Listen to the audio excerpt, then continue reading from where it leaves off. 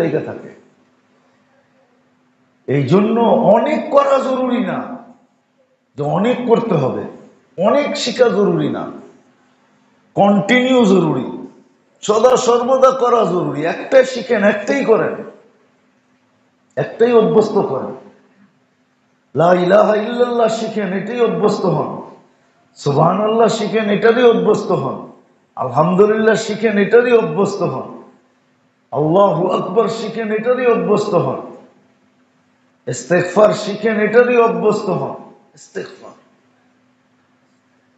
এই উম্মতকে ইস্তেগফারের চেয়ে বড় কোনো আমল আল্লাহ দেন নাই, কোনো উম্মতকেই দেন নাই। ইস্তেগফারের চেয়ে বড় কোনো আমল নেই।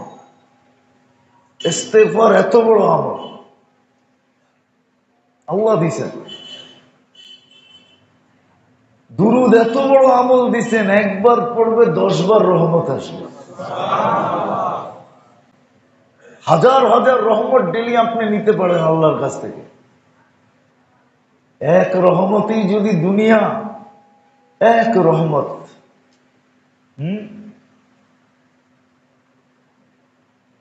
হাদিসের ভিতরে আছে 99, 100-র ভিতরে একটা দিছেন। কিয়ামতের দিন আল্লাহ রসুল বলবে উম্মতি, আল্লাহ বলবে রহমতি। একটা দুনিয়াতে দিছে সবার ভিতরে। আর আপনি যদি ডেলি শত শত রহমত আল্লাহর কাছ থেকে নেন, সুযোগ আছে না নাই? 10 বার দুরুদ পড়লে 100 রহমত, 100 বার পড়লে 1000 রহমত,